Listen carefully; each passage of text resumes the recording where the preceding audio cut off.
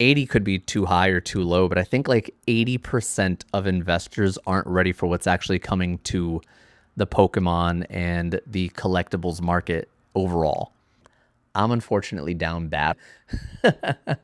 You guys know my portfolio is worth 80 grand right now. It's not that I think everything is going to crash tomorrow or next month or maybe even this year. But I do think that we're going to see some type of retracement at some point because things don't always only go up. That's not true. Look at the stock market right now. And I don't know, I'm kind of factoring in those macroeconomic conditions and, like, hey, we're effectively at war, right? This isn't about politics, but politics do affect the stock market. Politics do affect the price that you are paying for gas. I work from home, so I benefit from not having to drive a lot. So I don't really feel the difference in my gas prices. It's really the same even in like the stock market. You have what are called unrealized gains versus realized. And what is a realized gain? It's something that you actually locked in. So I bought for this price, I then sold. I now have officially made this much money based off of, sell price minus buy price. Boom. I guess the whole idea too, right, is like, hey, at what point am I happy? At what point am I satisfied? Like, look at how long my hair is. I probably don't need my hair to be that long. I could probably take a little bit off the top.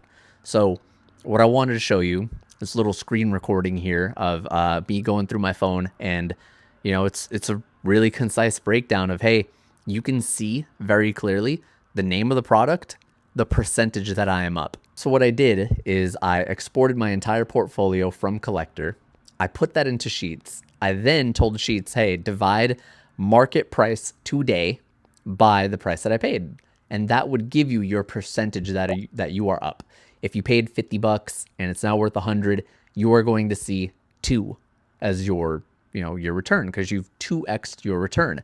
Lost Origins, a really good example of that. I didn't buy Lost Origins for 350, but I traded a whole bunch of stuff that was already up. And so I think it was already like a $600 or maybe like a $500 box at the time, but I traded for it in a way that it really made the box only cost me $350 worth of product. That was awesome. That was a really good one on my part. But like Paldean Fates, like I was starting to get into Pokemon well before this boom actually happened. I can't even say well before, I guess, but it was a few months before the explosion actually happened back in 2024 now.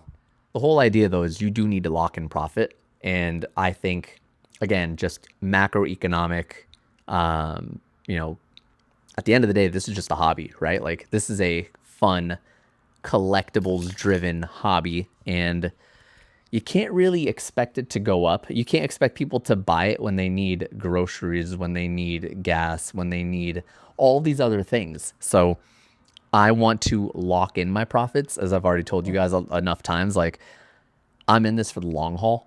I could wait 3 years. I could wait 5 years. I could wait 10 years. I can't even remember the YouTuber that I was watching, but he had asked a question months ago. Or I guess a viewer of his asked him months ago, hey, if I hold this, like, is it going to go up? Or like, should I sell it now? And his answer was, if you need the money in the next 3 years, you should sell it now. If you plan on selling it in 5 to 10, keep holding it. I have a lot that I'm going to be holding for 5 to 10. Obviously, you guys know my portfolio is worth 80 grand right now, but it's all unrealized at 80 grand. So I'll make sure to add in the video clip right here where I'm showing you my realized gains. That way you could see, hey, this is what I've actually made already on things that I bought and then sold. But as for like unrealized, I do want to start locking in a little bit. I have my Civic Type R. I pay $850 a month on that. It's obnoxious, of course, but I love the car, not getting rid of it.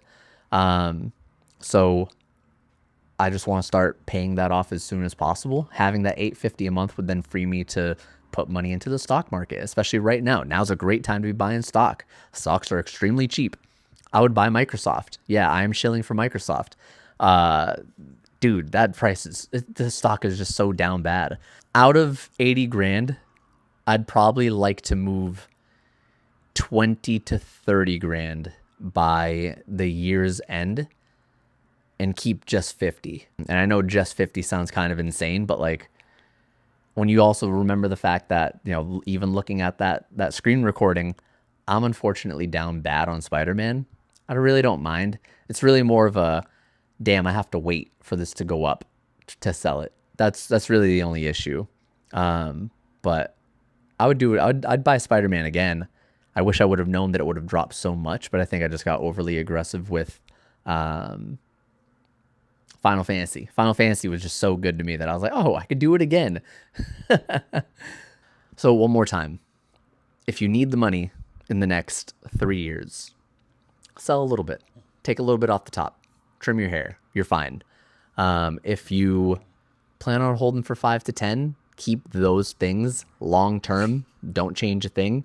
Throw it in your closet, put it in a storage unit, and just live your life.